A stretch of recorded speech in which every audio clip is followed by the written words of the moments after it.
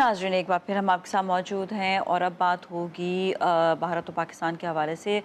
कल कौमी सलामती कमेटी का इजलास हुआ जिसमें भारत को वाज़ेह पैगाम दिया गया, भारत ने पानी रोका तो जंग होगी। जी, हमारे साथ इस वक्त मौजूद है ब्रिगेडियर मसूद खान साहब और इसी वाले से हम बात करेंगे। अस्सलाम वालेकुम। जी, वालेकुम सलाम। सबसे पहले तो आप बताएं कि कौमी सलामती कमेटी का जो इजलास हुआ था उसमें क्या क्या इकदामात उठाने की बात की गई है। जी। जी, देखिए मेरे ख़्याल में एक फ़ोर्सफुल और एक बेफिटिंग रिस्पॉन्स पाकिस्तान की तरफ से आया है और उन्होंने ये वाज़ेह किया है कि वाटर जो है हमारा नेशनल इंटरेस्ट है, नेशनल स्ट्रेटेजिक एसेट है। एक इस पे कोई कंप्रोमाइज़ नहीं होगा। अगर कोई कोशिश करता है, इंडिया अगर ये कोशिश करता है इसको डाइवर्ट करे, then it will be an act of war. और हम्म। उसमें ये भी वाज़ेह है, अगर एक्ट ऑफ वार का मतलब है अगर वो वहाँ पे कोई डैम बनाने की कोशिश करता है या बैराज बनाने की कोशिश करता है, कुछ और भी है, तो उस पे मिलिट्री एक्शन लिया जाएगा। और इसकी खातिर Pakistan can go to any limit. मैंने थोड़ा एक्सप्लेन आपको किया। सेकंडली जी देखिए जी। इसके अलावा जो स्टेप्स लिए गए हैं, वाघा बंद कर दिया है कि कोई ट्रेड वगैरह एक्टिविटी नहीं होगी। इसका मतलब हम्म। ये है कि इंडियन जो 1.2 बिलियन डॉलर्स के वो एक्सपोर्ट्स आते थे पाकिस्तान, वो बंद हो गए। अफगान ट्रांजिट ट्रेड की जो एक्टिविटी होती है दैट हैज बीन स्टॉप। जो इंडियंस पाकिस्तान में थे they will leave Pakistan by 30 April तक। लिविंग एसाइड 6 जो यहाँ पिलग्रिम्स के लिए आए हुए हैं वो they will stay in Pakistan. और इसके हम्म। अलावा जो जहाज उनके पाकिस्तानी हदूद से गुजरते थे वो बंद कर दिया है, तो उससे हम्म। उनको बड़ा नुकसान होगा। क्योंकि हम्म। देखें कि पिछले चंद साल पहले जब 5 महीने हमने जहाज उनके रोके थे तो $100 मिलियन का लॉस हुआ था। तो जी इस जी। दफा भी तो होगा, फिर उनके फ्यूल की कीमत और कॉस्ट वगैरह लोग प्रेफर करेंगे, अदर एयरलाइंस को चूज करेंगे। हम्म। और इसके अलावा देख लें कि ये भी उनको वाज़ेह मैसेज फ़ौज की तरफ से ये भी गया है कि अगर जो पाकिस्तान की सोवरेनिटी, टेरिटोरियल इंटीग्रिटी की वायलेशन होगी, तो उस सूरत में भरपूर जवाब दिया जाएगा और उसमें Pakistan can go to any limit. और इसमें ख्वाजा आसिफ ने भी जो एक पीछे प्रेस कॉन्फ्रेंस में बात की थी, अगर किसी तरह हमें इत्तलात है कि वो हमारे सिविलियन टारगेट्स पे कुछ करेंगे, तो उन्होंने कहा था इसका भरपूर जवाब दिया जाएगा। They will bleed there through their noses. तो वो मेरे ख्याल में एक बहुत वाज़ेह और कम्प्रिहेंसिव एक हमारी तरफ से मैसेज और स्टेटमेंट उनकी तरफ हुई। अच्छा अच्छा, ये बताइएगा कि सिंतास मुआहदा जो मुअत्तल कर दिया गया है उसके हवाले से अगर भारत पानी रोकता है तो फिर पाकिस्तान क्या इकदामात कर सकता है। देखिए, अव्वल तो रोक नहीं सकता, ये डिवाइन है, जो एक डिवाइन डिक्री है अल्लाह की तरफ से, एक पानी का फ्लो का सिस्टम है। ना कोई फौज रोक सकती है, ना कोई डैम रोक सकता है, ना बैराज रोक सकता है। हमने तो एक चीज क्लियर करके उनको बता दी है। सेकंड ये देखें कि इंडस वाटर ट्रीटी जो है 9 साल लगे इसको बनाने में, इसको फाइनलाइज करने में। तो it was facilitated bye world bank और इसको साइन किया जनरल अयूब ने और नेहरू ने, और उसमें हम्म। तमाम शिप जितने थे उस पर मुतफिक थे। उन्होंने कहा था कि इन केस कोई मसला होता है, अनलेस देयर आर कंसेंसस, तो इस पे इम्प्लीमेंट कोई चीज नहीं होगी। इन केस कोई डिस्प्यूट एराइज करता है, they will approach world bank और वर्ल्ड बैंक एक्सपर्ट्स डिटेल करेगा और उसका वो डिसीजन होगा। और लास्ट कुछ साल पहले Pakistan international court of arbitration में भी गया था। सो बहुत वाज़ेह और क्लियर है, यूनिलेटरली कोई इंडिया कुछ नहीं कर सकता है, कोई बदमाशी इस पे नहीं चलेगी। हम्म। देखिए जब ऐसे वाकयात होंगे तो जो इंटरनेशनल ऑर्डर हम कहते हैं ना, दुनिया में कोलैप्स कर जाएगा। सो जी। पाकिस्तान ने ऑलरेडी उनको एक मैसेज दिया, अगर आप ऐसा करेंगे तो हम शिमले से भी निकल जाएंगे। तो हम्म। हमारे तो बहुत सारे हैं। तो दुनिया को, इंटरनेशनल कम्युनिटी को, यूनाइटेड नेशन सिक्योरिटी काउंसिल को देखने चाहिए कि साउथ एशिया में क्या हो रहा है, स्पेशली दी प्रोवोकेशन जो इंडिया कर रहा है। और दे मस्ट अंडरस्टैंड कि यहाँ पे जो मेजर कोर इशू है that is issue of Jammu and Kashmir.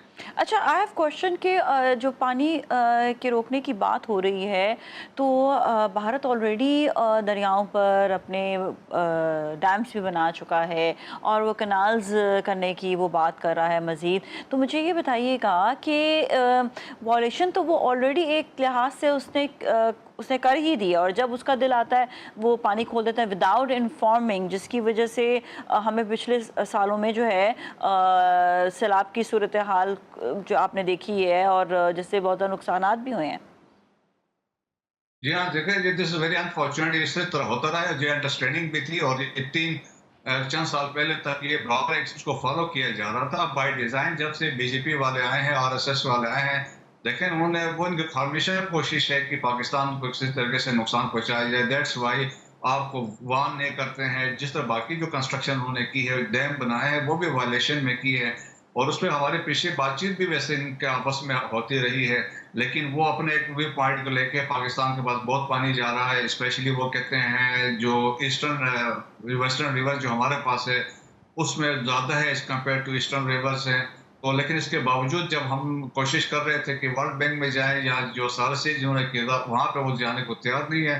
तो ताहम देखें कि इस तरह वो इंडिया बदमाशी यकीनन है और उसकी हमेशा से कोशिश रही है कि किसी भी तरीके से पाकिस्तान को डिस्टेबलाइज़ करे, चाहे वो थ्रू टेररिज्म करवाए, अफ़गानिस्तान के ज़रिए या बाकी तरह या फ़ास्ट फ्लैग ऑपरेशंस करके जिस तरह पहलगाम में किया या पास में पुलवामा में किया, मुंबई में किया, उरी में किया, पठानकोट में किया, ये सारे इट वाज़ इनसाइड जॉब और ये एस्टेब्लिश हो चुके हैं। और फिर इंडिया देखें एक्सपोज भी हो चुका है ट्रांसनेशनल रिप्रेशन इंटरनेशनली जाके सिखों के असैसिनेशन में, कनाडा में, यूनाइटेड स्टेट्स में, यूनाइटेड किंगडम में, फिर पाकिस्तान में, फिर पाकिस्तान के अंदर कश्मीरियों के असैसिनेशन में। तो और फिर इंडिया देखें कि दुनिया मानती है एक रॉक स्टेट बन चुका है। स्टेट ऐसा है जो टेररिज्म को एक्सपोर्ट करता है।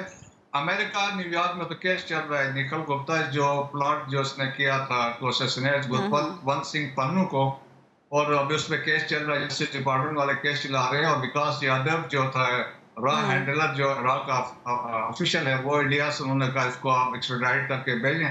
तो वो एक्सपोज हो चुके हैं। लेकिन टाइम्स देखे दुनिया अपना नेशनल ममालिक जो है अपना नेशनल इंटरेस्ट देखती हैं जिसमें अपना फायदा देखते हैं। Time they ignore the things.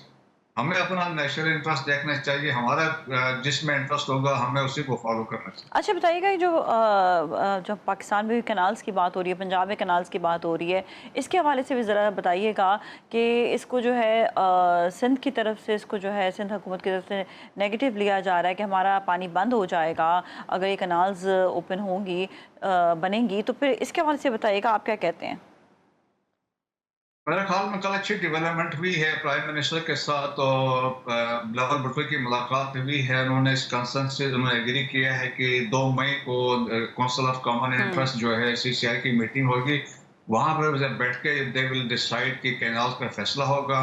देखें जो भी फैसला होगा पाकिस्तान की बेहतरी में होना चाहिए। कैनाल पर इसको सियासत के हमें पेंट चित्र नहीं चढ़ने चाहिए।